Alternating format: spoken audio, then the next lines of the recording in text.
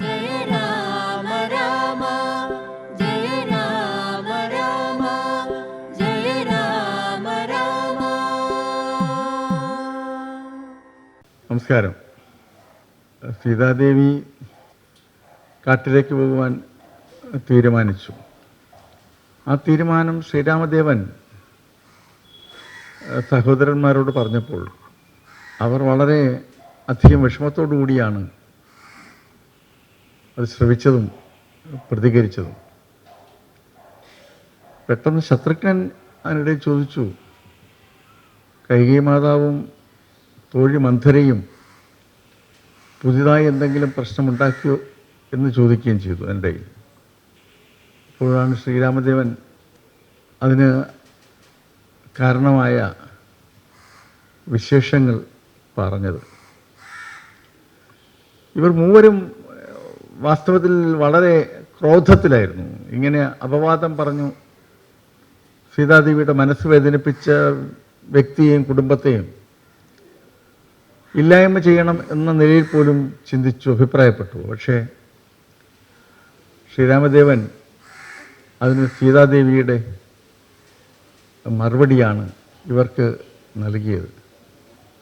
ഒരു ശബ്ദം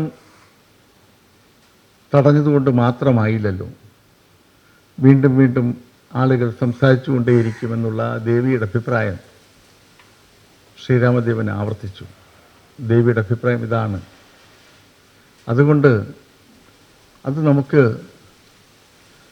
ദേവിയുടെ അഭിപ്രായത്തിൽ തന്നെ നിൽക്കേണ്ടി വരും എന്ന നിലയിൽ പ്രതികരിച്ചു. അപ്പോൾ ഇവർ പറഞ്ഞു, ഇവർ സീതാദേവിയുടെ കാല് പിടിച്ച് യാചിക്കാം, ഇവിടെ നിന്ന് പോകരുത് എന്നുള്ളതിനെക്കുറിച്ച്. ദേവി ഈ രാജധാനിയുടെ മഹാലക്ഷ്മിയാണ്, ഐശ്വര്യമാണ്. ദേവിയാണ് ഈ രാജധാനിയുടെ വിളക്ക്. ദേവി ഇവിടെ നിന്ന് പോയാൽ ഇവിടുത്തെ ഐശ്വര്യം കെട്ടുപോകും. ദേവി പോകരുത് എന്ന് പറഞ്ഞ് പാദത്തിൽ വീണ് ഞങ്ങൾ മൂവരും അഭ്യർത്ഥിക്കാൻ പോവുകയാണ്. ശ്രീരാമദേവൻ പറഞ്ഞു, നിങ്ങൾ ഏത് വിധം പറഞ്ഞാലും ജാനകിയുടെ സ്വഭാവം നമുക്കറിയാമല്ലോ. ദേവി ഒരു തീരുമാനമെടുത്താൽ അതിൽ നിന്ന് പിന്മാറില്ല എന്നുള്ള കാര്യം അറിയാമല്ലോ. അതുകൊണ്ട് ആ തീരുമാനം നടപ്പിലാക്കുക മാത്രമേ മാർഗമുള്ളൂ.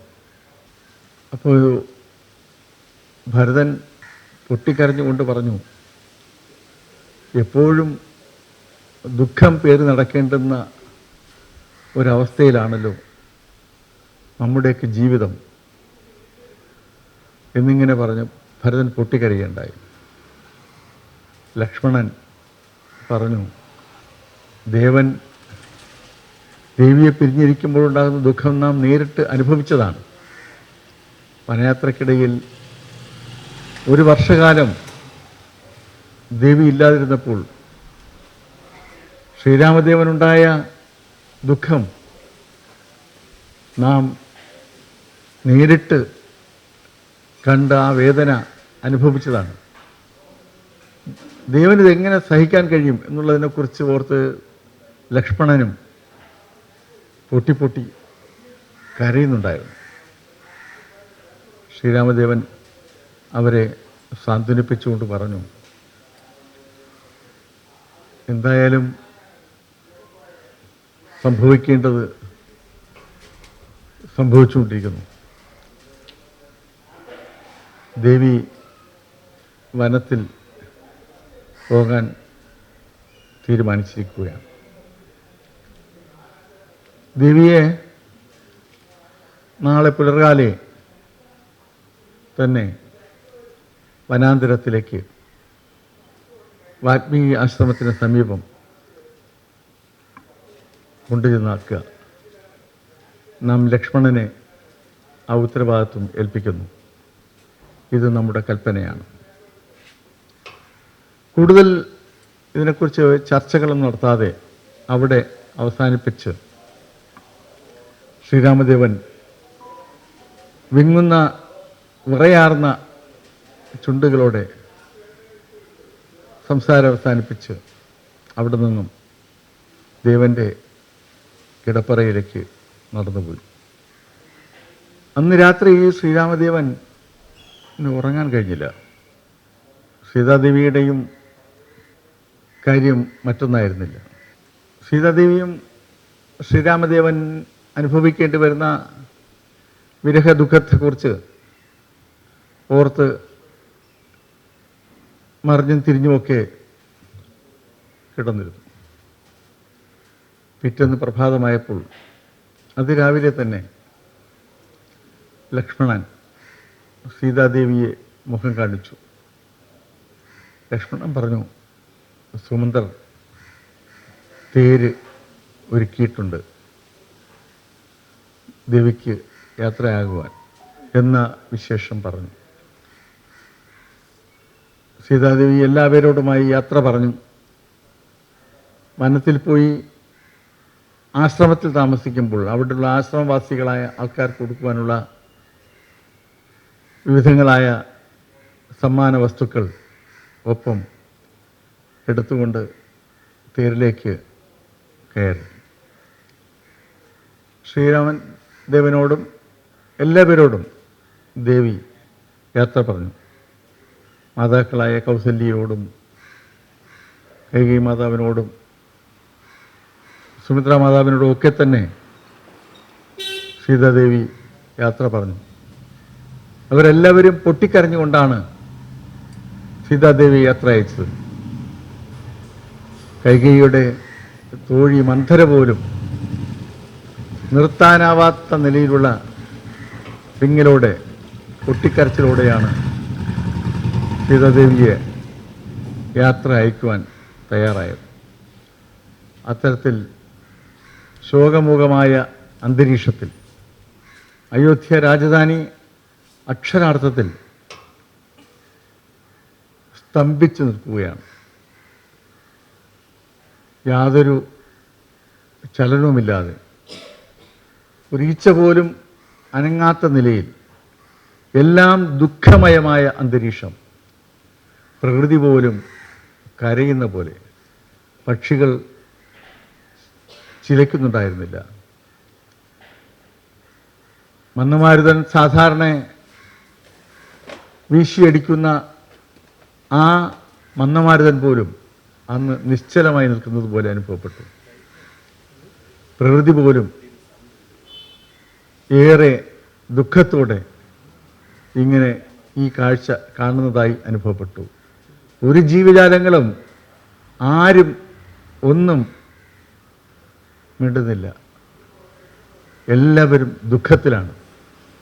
പൊതുവിൽ ദുഃഖം തളങ്ങിട്ട് നിൽക്കുന്ന ഒരു വലിയ അന്തരീക്ഷത്തിൽ ദേവി ഇങ്ങനെ സുമന്ത്രരോടൊപ്പം രഥത്തിൽ കയറി. പൊട്ടിക്കരഞ്ഞുകൊണ്ട് ലക്ഷ്മണനും ദേവിയെ അനുധാവനം ചെയ്യുവാൻ ആ രഥത്തിലേക്ക് കയറി. ലക്ഷ്മണൻ ഇങ്ങനെ പൊട്ടിക്കരയുന്നത് കണ്ടപ്പോൾ ദേവി തന്നെ പറഞ്ഞു, അനുജ, ലക്ഷ്മണ, ഈ വിധം ദുഃഖിക്കരുത്. ഇതൊക്കെ ഒരു നിയോഗമാണ് എന്ന് കാണുക. ഇങ്ങനെ യാത്ര തുടർന്നു.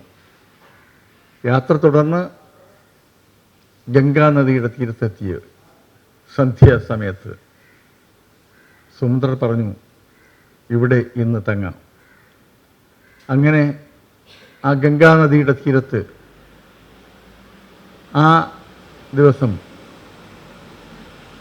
തങ്ങി. അന്ന് രാത്രിയിൽ അവിടെ തങ്ങിയതിന് ശേഷം പിറ്റേന്ന് പ്രഭാതത്തിൽ അവിടെ നിന്നും യാത്ര തിരിക്കുവാൻ പദ്ധതിയിട്ടു. ഗംഗയുടെ തീരത്ത് താമസിക്കുമ്പോൾ സുമന്ത്രർ ലക്ഷ്മണനോട് ഗംഗാ ഉത്ഭവത്തെക്കുറിച്ചും ഗംഗാനദിയുടെ പശ്ചാത്തലത്തെക്കുറിച്ചുമൊക്കെയുള്ള വിശദമായ വിവരങ്ങൾ പറഞ്ഞു നൽകുകയുണ്ടായി. ലക്ഷ്മണൻ ഈ കാര്യങ്ങളൊക്കെ കേൾക്കുന്നുണ്ടായതെങ്കിലും തൻ്റെ മനസ്സിൽ ദേവിയെക്കുറിച്ചുള്ള ദുഃഖവും നിർത്താൻ പറ്റാത്ത നിലയിലുള്ള വേദനയുമായിരുന്നു. ലക്ഷ്മണൻ ഇതെല്ലാം കേൾക്കുമ്പോഴും എല്ലാം സുമന്ത്രർ പറയുന്നത് കേൾക്കുമ്പോഴും പൊട്ടിക്കരഞ്ഞുകൊണ്ടാണ് ഇരുന്നത്. നിർത്താതെ ഇങ്ങനെ ലക്ഷ്മണൻ്റെ കണ്ണിൽ നിന്ന് കണ്ണീർ ധാരധാരയായി ഒഴുകിക്കൊണ്ടിരുന്നു. പ്രഭാതമായപ്പോൾ ലക്ഷ്മണനും സുമന്ത്രരും ഒക്കെ തയ്യാറായി. സീതാദേവി വളരെ നേരത്തെ തന്നെ പോകുവാൻ തയ്യാറായി നിന്നു. ഗംഗാമാതാവിനെ വന്ദിച്ച് അവർ അവിടെ നിന്നും യാത്ര തുടർന്ന് വനാന്തർഭാഗത്ത് എത്തിച്ചേർന്നു. അപ്പോൾ വാൽമീകി ആശ്രമത്തിന് സമീപത്താറായപ്പോൾ അവിടെ നിരവധി ആശ്രമങ്ങൾ ഉള്ളതാണ്. വാൽമീകി ആശ്രമത്തിന് സമീപം തേര് നിർത്തി. അവിടെ നിർത്താൻ ദേവി തന്നെ ആവശ്യപ്പെട്ടു, ഇവിടെ നിർത്തൂ. സുമന്ത്രരോട് പറഞ്ഞു. തേര് അവിടെ നിർത്തി. ദേവി ആ രഥത്തിൽ നിന്നും താഴെ ഇറങ്ങി. ലക്ഷ്മണനും താഴെ ഇറങ്ങി ദേവിയെ പ്രദക്ഷിണം ചെയ്ത് നമസ്കരിച്ചു. ദേവി പറഞ്ഞു, അനുജ, ലക്ഷ്മണ, നിൻ്റെ വേദന നമുക്ക് മനസ്സിലാവും. നീ ഇപ്പോൾ കാണുന്ന കാര്യമല്ല ലോകം എന്ന് പറയുന്നത്. ലോകത്ത് പല സംഭവങ്ങൾ ഉണ്ടായിക്കൊണ്ടിരിക്കും. അതൊക്കെ മനസ്സിലാക്കുവാനും കാണുവാനും ജീവിതത്തിൽ ഇനിയും അവസരങ്ങളുണ്ടാകും. നാം യാത്രയാവുകയാണ്. ഒരു കാര്യം, നമ്മെ അന്വേഷിച്ച് മേലിൽ ആരും ഇതുവഴി വരരുത് എന്ന് പറഞ്ഞുകൊണ്ട് സീതാദേവി ലക്ഷ്മണനോടും സുമന്ത്രരോടും യാത്ര പറഞ്ഞ് വാൽമീകി ആശ്രമം ലക്ഷ്യമാക്കി നടന്നു.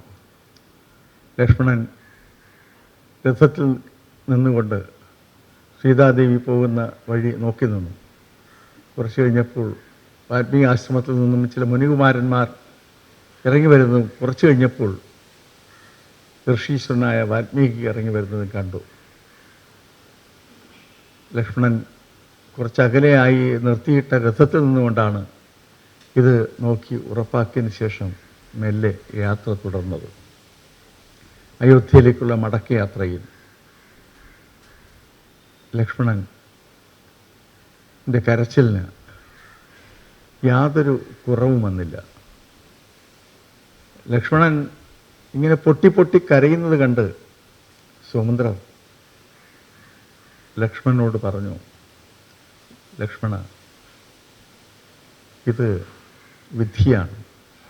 വിധിയെ തടുക്കുവാൻ ആര് വിചാരിച്ചാലും ആകില്ല. നാം ഒരു രഹസ്യം പറയാം.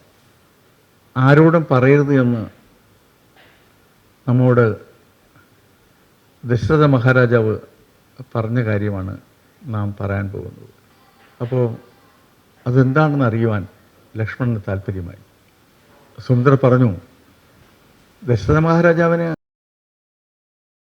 പുത്രഭാഗ്യമില്ലാതിരുന്ന കാലത്ത് അദ്ദേഹം പുത്രാമേഷ്ടി യാഗം നടത്തി കുട്ടികളുണ്ടായ കാര്യം ആണല്ലോ നിങ്ങൾ 4 പേരുടെയും ചരിത്രം. ഈ 4 കുഞ്ഞുങ്ങളും ജനിച്ച് വളരെ സന്തോഷത്തിൽ കഴിയുമ്പോൾ വസിഷ്ഠമുനിയുടെ വസിഷ്ഠാശ്രമത്തിൽ ദശരഥ മഹാരാജാവ് ഒരു ദിവസം എത്തിച്ചേർന്നു. അപ്പോൾ കുഞ്ഞുങ്ങൾ ജനിച്ചതിലുള്ള സന്തോഷവും അപ്പോഴുള്ള അന്തരീക്ഷവും ഒക്കെ ദശരഥ മഹാരാജാവിനെ വല്ലാത്ത ഒരു സന്തോഷാവസ്ഥയിൽ എത്തിച്ചേർന്നു. അദ്ദേഹം വസിഷ്ഠമുനിയുടെ ആശ്രമത്തിൽ എത്തിച്ചേർന്ന് വസിഷ്ഠമുനി അവരുടെ കുലഗുരുവാണ്. വസിഷ്ഠമുനി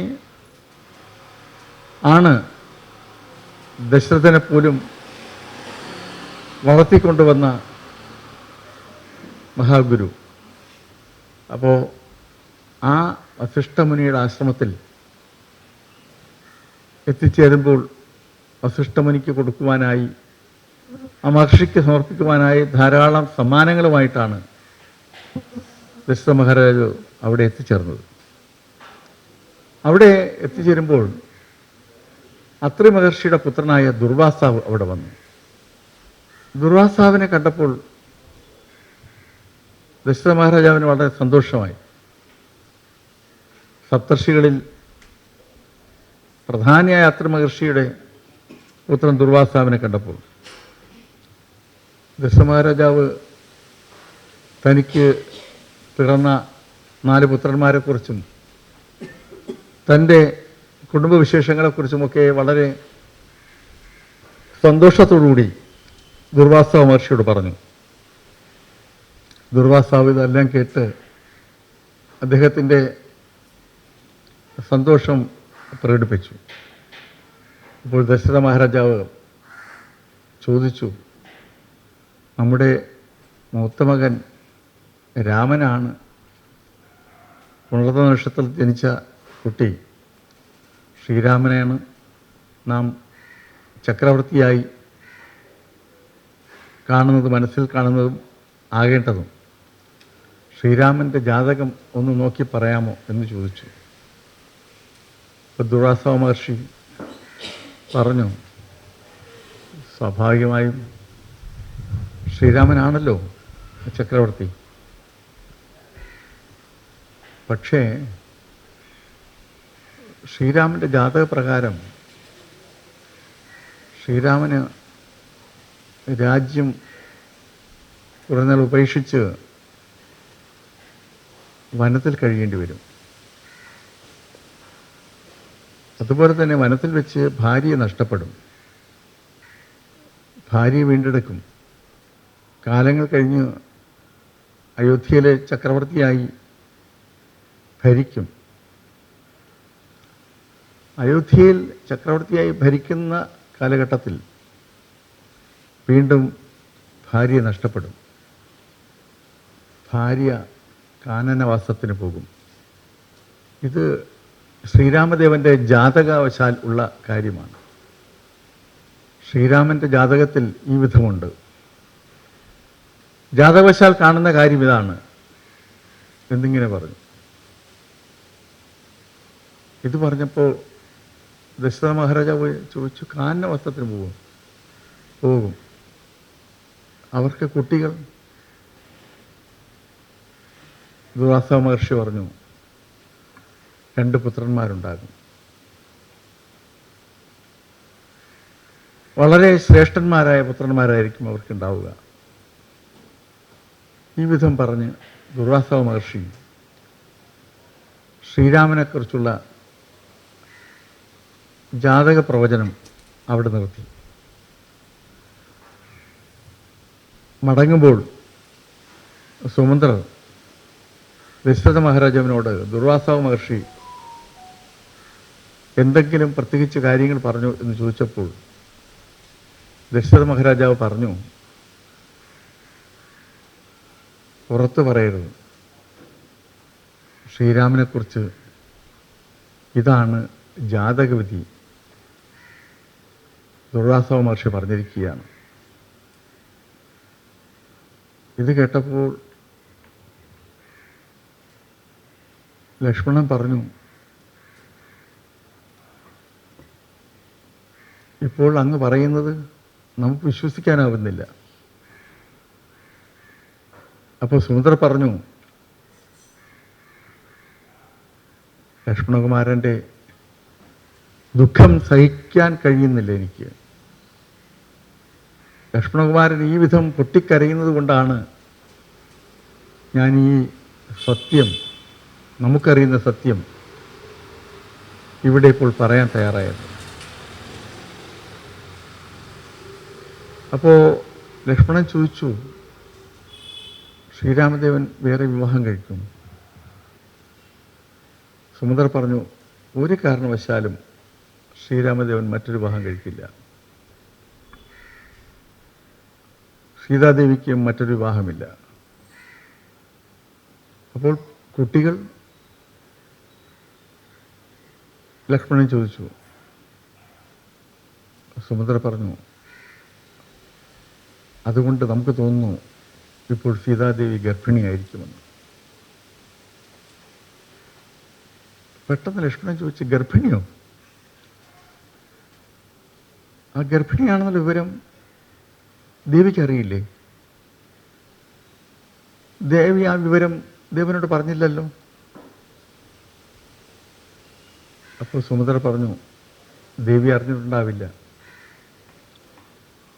ഇനി അറിയേ ഉണ്ടാവത്തുള്ളൂ, ദേവി ഇപ്പോൾ അറിഞ്ഞിട്ടുണ്ടാവില്ല എന്നിങ്ങനെ പറഞ്ഞു.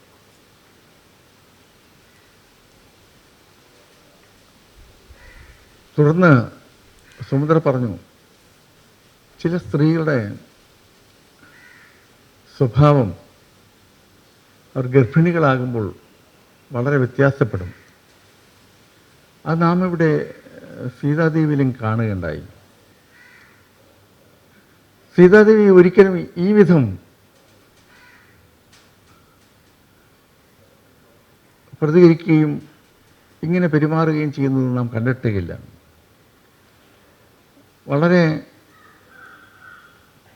വ്യത്യസ്തമായ നിലയിലാണ് സീതാദേവിയുടെ പെരുമാറ്റം. വേണ്ട എന്ന് വെക്കുക, പറ്റില്ല എന്ന് പറയുക, ഇതൊന്നും സീതാദേവിയെ കുറിച്ച് അറിയുന്ന ഒരാളും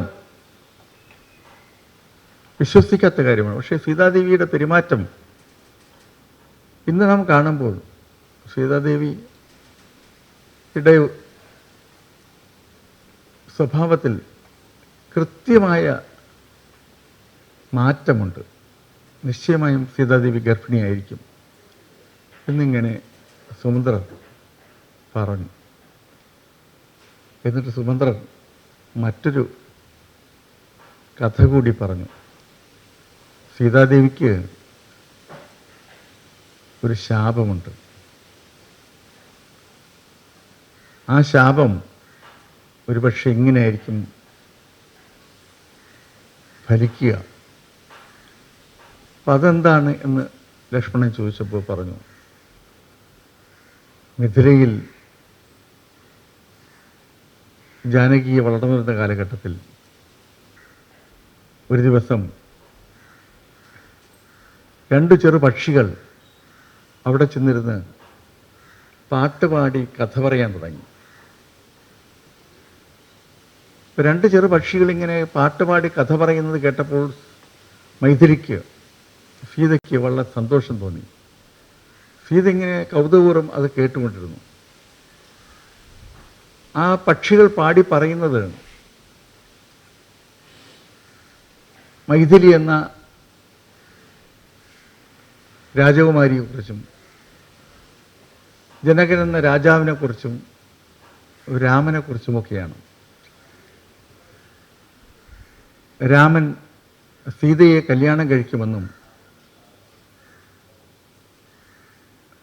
രാമൻ അതീവ സുന്ദരനാണെന്നും സീത അതീവ സുന്ദരിയാണ് എന്നൊക്കെ പറയുന്ന നിലയിലുള്ള കാര്യങ്ങളാണ് ഈ പക്ഷികൾ പാടുന്നത്. പക്ഷികൾ പാടുന്നത് കേട്ടപ്പോൾ രാമനെക്കുറിച്ചും സീതയെക്കുറിച്ചുമായുള്ള കഥയായതുകൊണ്ട് അത് കേൾക്കുവാൻ സീതാദേവിക്ക് വളരെ കൗതുകമായി. ഈ പക്ഷികളോട് ചോദിച്ചു, നിങ്ങൾ എവിടെ നിന്നാണ്, ഏത് പക്ഷികളാണ്, എവിടത്തെ ആണ്? പക്ഷികളോട് കാര്യം ചോദിച്ചു. പക്ഷികൾ സന്തോഷപൂർവ്വം പറഞ്ഞു. പക്ഷികൾ പറഞ്ഞു, ഞങ്ങൾ വാൽമീകി മഹർഷി എന്നൊരു മഹർഷീശ്വരൻ്റെ ആശ്രമത്തിന് സമീപത്തു നിന്നാണ് വരുന്നത്. അവിടെ വാൽമീകി മഹർഷി രാമായണ കഥ തൻ്റെ ശിഷ്യന്മാർക്ക് ചൊല്ലിക്കൊടുത്ത് പഠിപ്പിക്കുന്നത് നാം കേട്ടിട്ടുണ്ട്.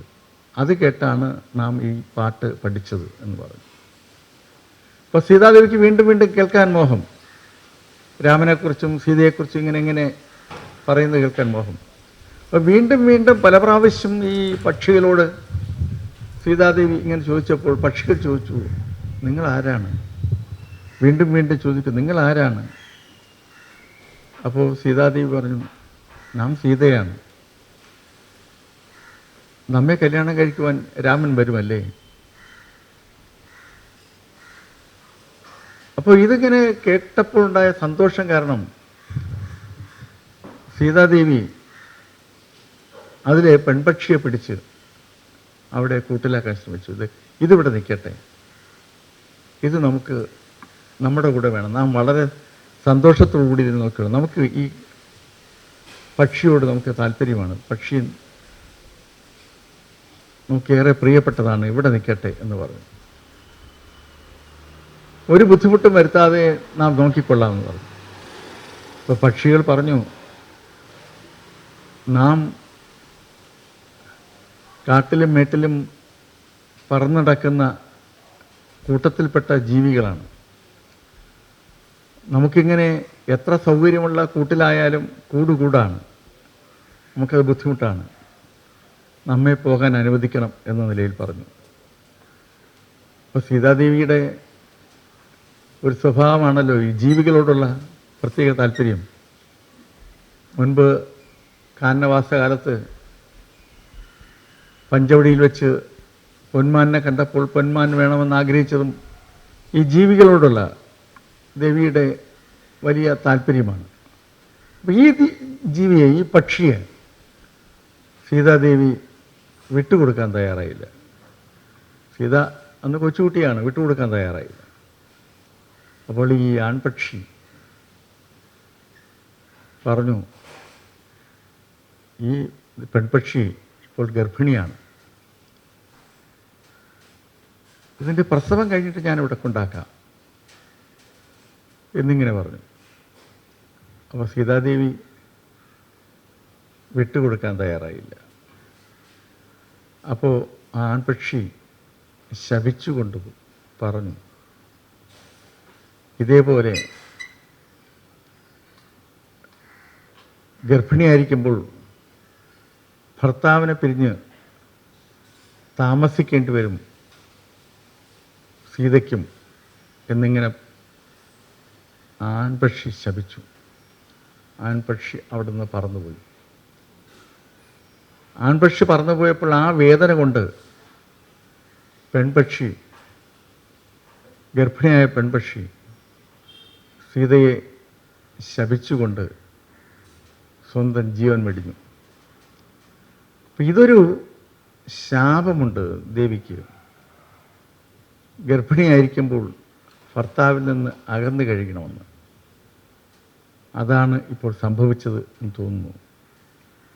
സുമന്ത്രർ ഇത് പറയുമ്പോൾ ലക്ഷ്മണൻ അത്ഭുതത്തോടുകൂടി ഈ കാര്യങ്ങൾ കേൾക്കുകയായിരുന്നു. അങ്ങനെ സംസാരിച്ച് അവർ തിരിച്ച് അയോധ്യയിലേക്ക് എത്തിച്ചേർന്നു.